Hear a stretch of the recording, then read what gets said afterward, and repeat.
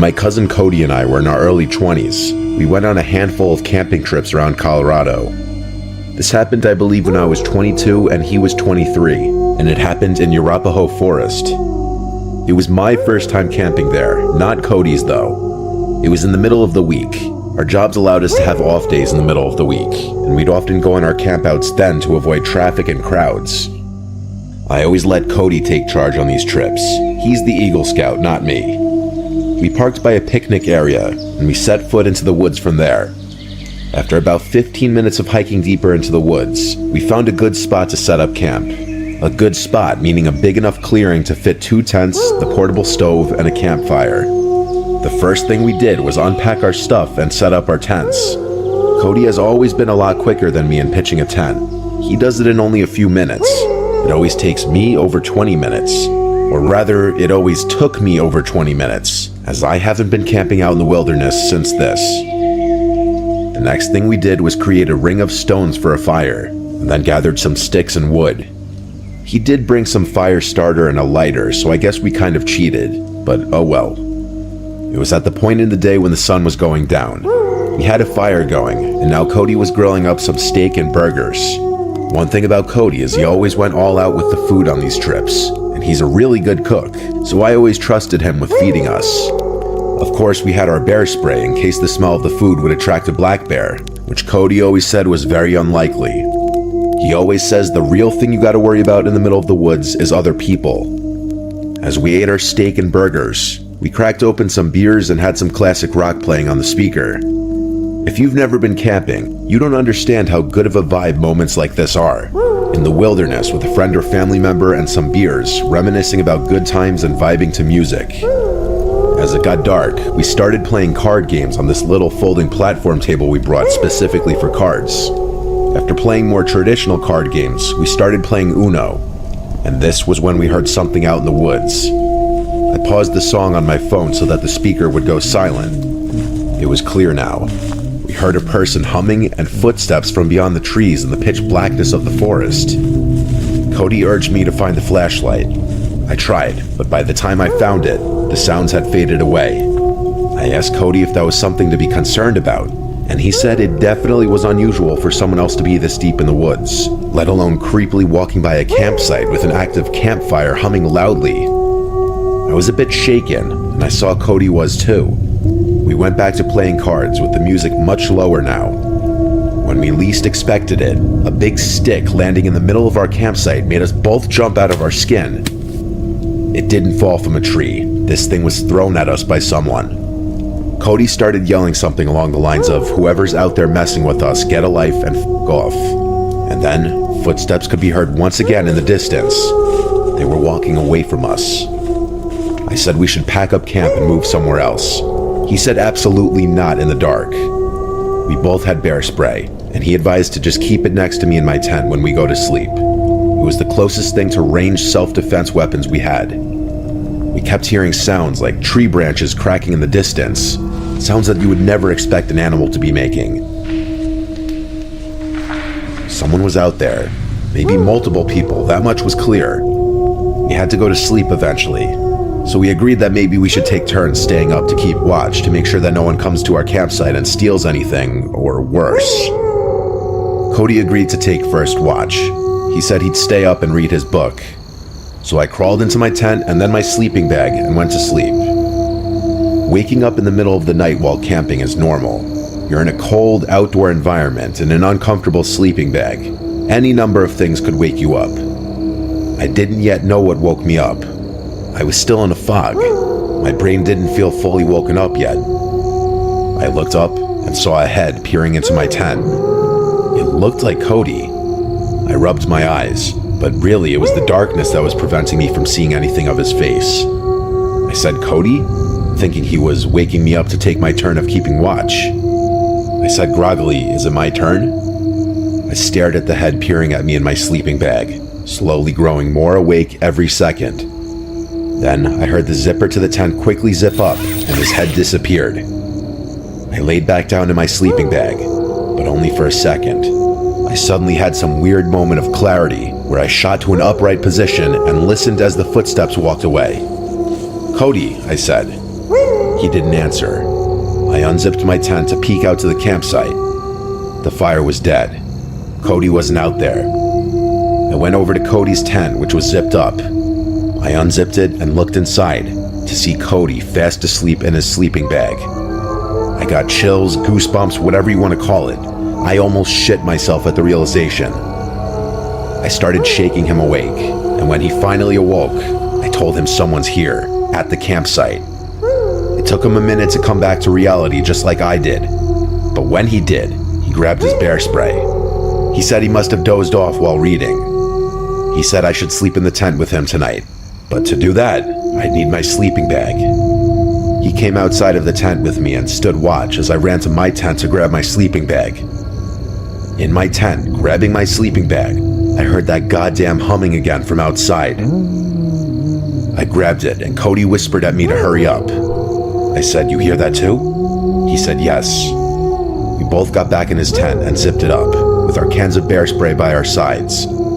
I tell you, in those moments, I wanted nothing more than for a bear to come and save the day. The hours dragged on as I stayed up while Cody slept. After 3 long, horrible hours, I woke him up and we switched. When Cody woke me up, it was almost dawn. There was light outside. So we packed everything up, and by the time we were done, there was plenty of light to hike back to the car. While we could have driven somewhere else and had another night of camping elsewhere, neither of us were feeling it anymore. This was a haunting experience, and I think we both just wanted to be in the safety of our houses. It's been 6 years since this happened, and he's hit me up a few times since then about camping, but I haven't really had interest since this experience. People are just too scary. Why was someone out there stalking our campsite, and the sight of that person's head in the dark just looking into my tent? It was straight up from a nightmare. I may never go camping again, honestly.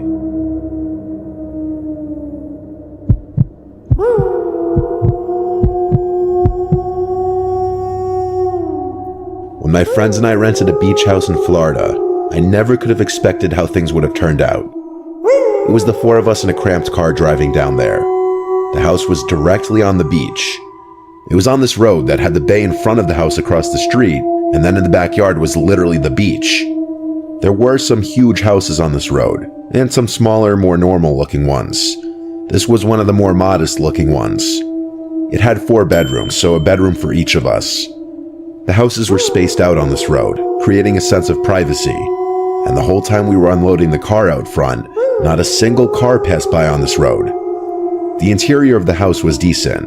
It wasn't spectacular, but it was modest, clean, and the owners were really pushing a beach theme with the wall decor.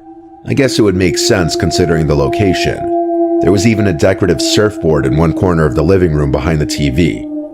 The living room looked out to the back deck, which then looked out to the beach. The view was amazing. The deck wasn't elevated very high off the ground. It was just 2 steps down and onto the sand. We all claimed our bedrooms. I managed to get one of the rooms with a view of the beach. First thing we did after settling in was, of course, walking outside and laying on the beach. We all went in the water at one point and then played football. We were definitely on the beach for a few hours. We seemed to be the only ones on the beach apart from this older-looking couple way down the beach. Afterwards, we went out to eat and then started bar hopping in the town area. When we Ubered back, it was dark out. We went outside on the beach to fuck around and play late-night football while we were kinda drunk. As I was running to grab the ball after missing a catch, I noticed something in the water. The moon reflecting on the ocean was the only reason I could see it. I said, "What the fuck is that?" out loud, and then realized it was a person standing in the water, about waist deep. My friends looked over and said they saw it too. It was only a little weird because of the time. It was like past midnight, but hey, if a local wants to go for a midnight swim, that's their business.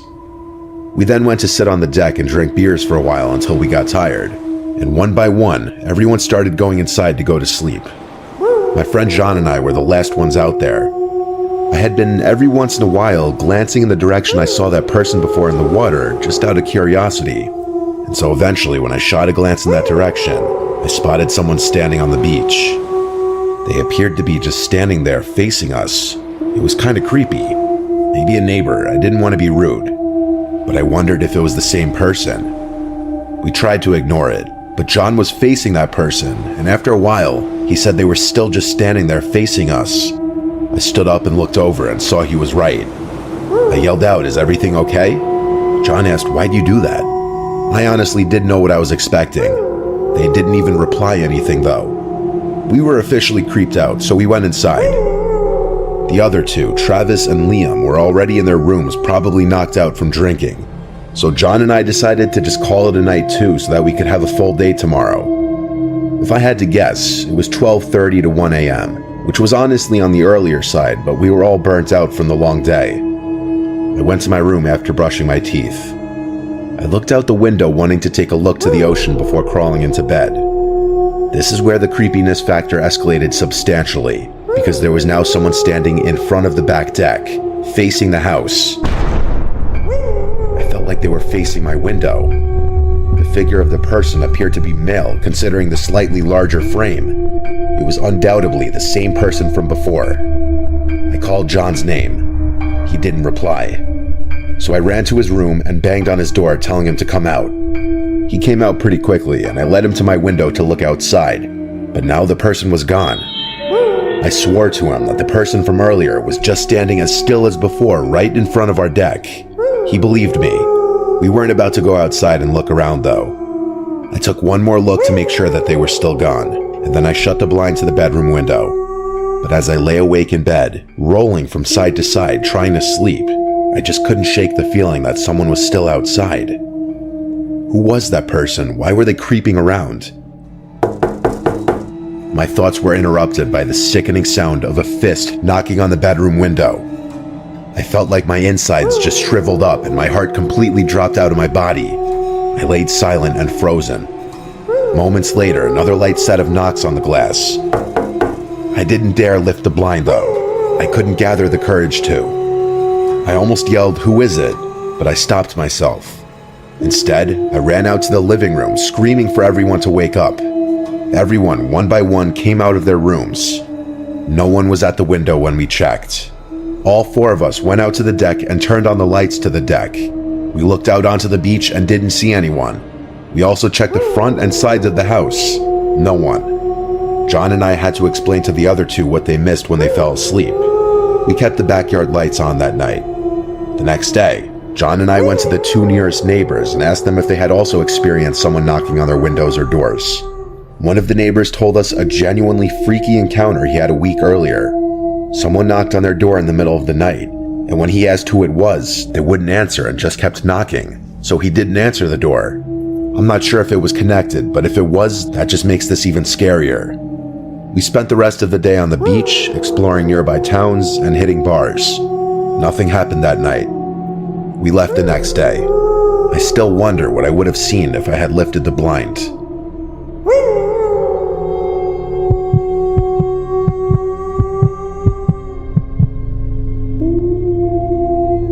I was 9 years old when this happened. For whatever reason, I was home alone one night, so I was playing video games upstairs in my room. I wasn't allowed to answer the door to anyone when I was home alone. Whenever I was left alone, it wasn't for long. My mom would just be out grocery shopping or something like that. I was playing Metroid Prime on my GameCube. I used to be obsessed with that game. I heard the house phone downstairs start to ring. My mom always told me to pick up the phone if it rang, in case it was her calling. So I hurried downstairs, and by maybe the fourth ring, I picked up. The caller ID was from my mom's cell phone. She said, "Sweetie, can you come outside and help with the groceries?" I replied, "Mom?" She said back, "Yes." I felt like something sounded off with her voice. You obviously know your own mom's voice, and so even at such a young age, when I was questioning why it didn't sound like her, I said, "Why do you sound like that?" She replied, "Like what, sweetie?" And I hung up. My mom would never use the word sweetie like that, especially twice in a matter of seconds. The phone rang again, and my mom's number came up on the caller ID again. I ignored it. For some reason, my heart was racing. I was nervous. I sat in the kitchen, waiting to see if the phone would ring a third time, and it did. It took a couple minutes before the third ringing, but when I checked the caller ID, this time it was a different number. I picked up, and a man's voice on the other end said, "Hey James, I know this is gonna sound weird, but it's your dad. I'm outside." All I could mutter out was a weak, "What?" The man said, "I'm outside. I have a lot to explain." I hung up right then and there. My dad died when I was 3. I have no memories of him. My suspicion was in fact true that the first voice I heard was not my mom's. The phone rang again, and then again after that. I ignored it each time. I couldn't even call my mom because someone clearly had her phone.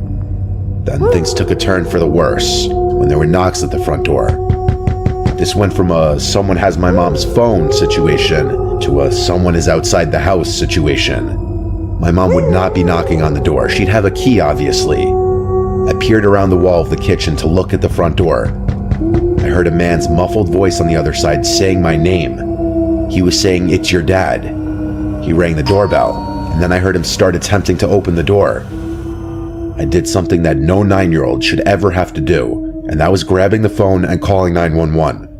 The 911 operator asked me what I imagined to be some pretty standard questions, most importantly telling me to wait in a bathroom or other room with a lockable door until the police get there. The bathroom is on the first floor of the house. I hid in there with the lights off. Whoever was outside came to the window and tried pulling it open. I heard their entire struggle. Then they must have moved to the next window. I think they tried every window and door in the house.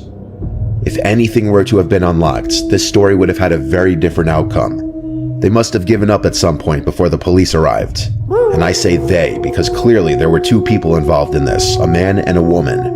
They both could have been out there for all I know. The operator told me that the police are at the front door now and it's safe to go meet them there. Only when I opened the door to the police was when I hung up the phone. They did a quick investigation inside and outside of the house and asked me where my mom was supposed to be and if my mom knew anyone who might want to hurt us. I'm sure I said I thought she was grocery shopping or something, and not that I know of. My mom returned home with my little sister in a panic when she saw the police cars out front. My mom's phone was stolen, which was already clear. I'm sure that our address, home phone number, and other personal information was stored somewhere on the phone, easily accessible, though how they knew my name, I'm not exactly sure. Something on my mom's phone must have given it away. It was an old Nokia flip phone. Who stole it was a mystery. But my mom's phone background was a picture of her with my little sister and I. This could have been an indication to some disgusting, creepy couple out there that the owner of this phone was a single mom with 2 young kids, and they tried to use that as a way of tricking me into leaving the house, which is absolutely disgusting and horrific. The phone must have been destroyed after the failed attempts at trying to lure me outside. Things were a little different after this. My mom wouldn't leave me alone anymore at night. Not until I was a few years older, at least.